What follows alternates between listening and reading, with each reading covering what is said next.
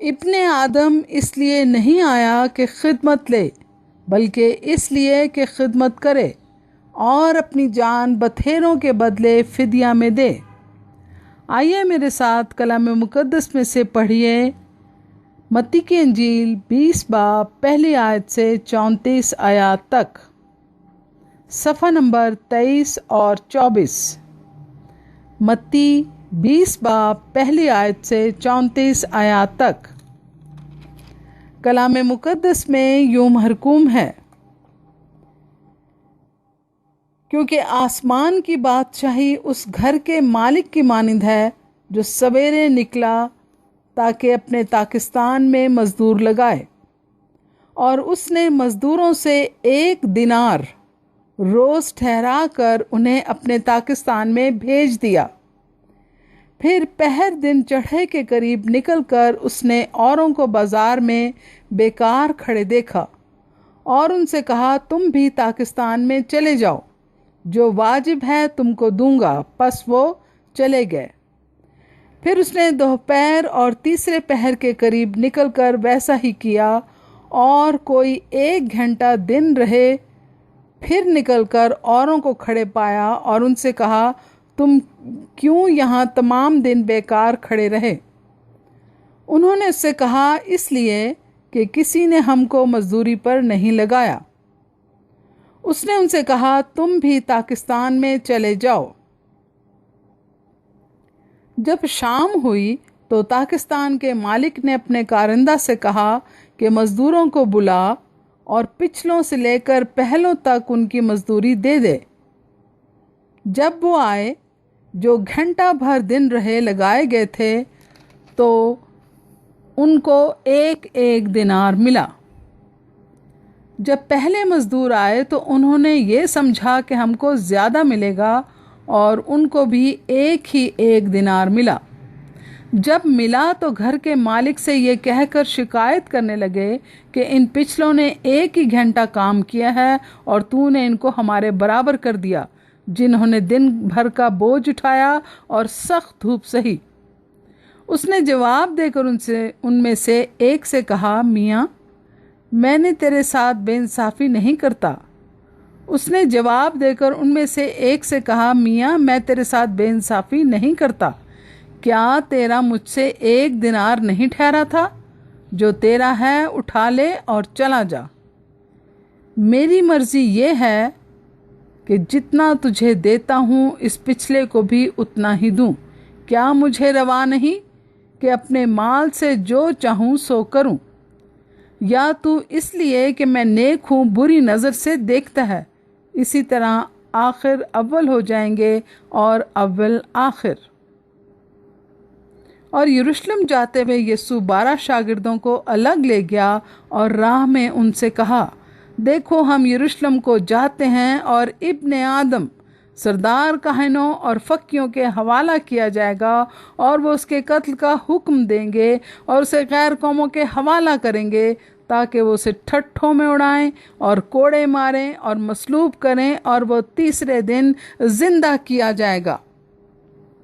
और यरूशलेम जाते हुए यीशु 12 शागिर्दों को अलग ले गया और राह में उनसे कहा, देखो, हम यरूशलेम को जाते हैं और इब्ने आदम सरदार काहिनों और फक्कियों के हवाला किया जाएगा, और वो उसके कत्ल का हुक्म देंगे और उसे गैर कौमों के हवाले करेंगे, ताकि वो उसे ठट्ठों में उड़ाएं और कोड़े मारें और मसलूब करें, और वो तीसरे दिन जिंदा किया जाएगा।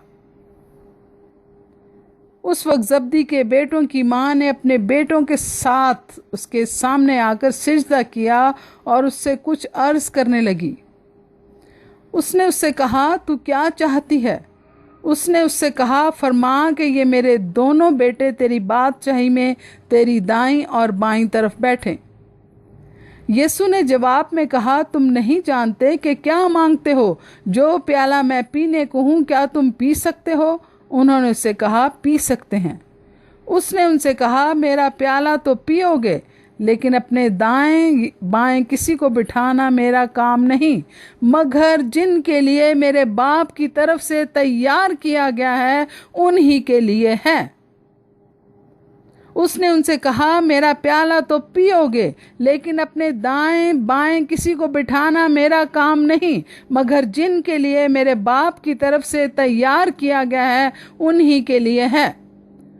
और जब 10 ने ये सुना तो उन दोनों भाइयों से खफा हुए, मगर यीशु ने उन्हें पास बुलाकर कहा, तुम जानते हो कि गैर कौमों के सरदार उन पर हुक्म चलाते और अमीर उन पर इख्तियार जताते हैं। तुम में ऐसा ना होगा, बल्कि जो तुम में बड़ा होना चाहे वो तुम्हारे खादिम बने। तुम में ऐसा ना होगा, बल्कि जो तुम में बड़ा होना चाहे वो तुम्हारा खादिम बने, और जो तुम में अव्वल होना चाहे वो तुम्हारा गुलाम बने। चुनाचे इब्ने आदम इसलिए नहीं आया कि खिदमत ले, बल्कि इसलिए आया कि खिदमत करे और अपनी जान बथेरों के बदले फिदिया में दे। और जब वो यरू से निकल रहे थे, एक बड़ी भीड़ उसके पीछे हो ली। और देखो, 2 अंधों ने जो राह के किनारे बैठे थे, ये सुनकर के यीशु जा रहा है, चिल्ला कर कहा, आए खुदावंद इब्ने दाऊद हम पर रहम कर, आए खुदावंद इब्ने दाऊद हम पर रहम कर। लोगों उन्होंने डांटा के चुप रहे, लेकिन वो और भी चिल्ला कर कहने लगे, आए खुदावंद इब्ने दाऊद हम पर रहम कर। यीशु ने खड़े होकर उन्हें बुलाया और कहा, तुम क्या चाहते हो कि मैं तुम्हारे लिए करूं? यीशु ने खड़े होकर उन्हें बुलाया और कहा, तुम क्या चाहते हो कि मैं तुम्हारे लिए करूं? उन्होंने उससे कहा, आए खुदावंद ये कि हमारी आंखें खुल जाएं। उन्होंने उससे कहा कि आए खुदावंद ये कि हमारी आंखें खुल जाएं। यीशु को तरस आया और उसने उनकी आंखों को छुआ और वो फौरन बीना हो गए और उसके पीछे हो लिए।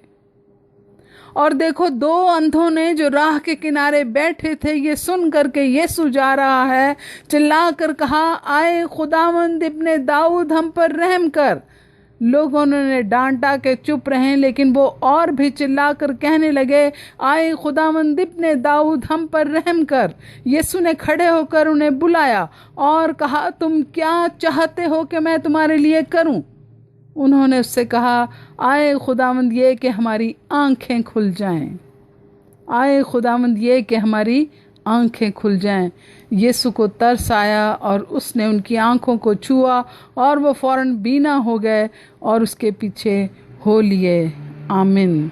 कलाम मुकद्दस के पढ़े और सुने जाने पर खुदावंद की बरकत हो और तमाम सुनने वालों को बरकत मिले। और आए अजीज़ों, हर रोज़ कलाम मुकद्दस को पढ़ा करें, दुआ किया करें, और तमाम मुकद्दसीन को और खादमुद्दीन को भी दुआ में याद रखा करें। खुदावंद आपको और आपके सारे घराने को कसरत से बरकत दे। आमीन।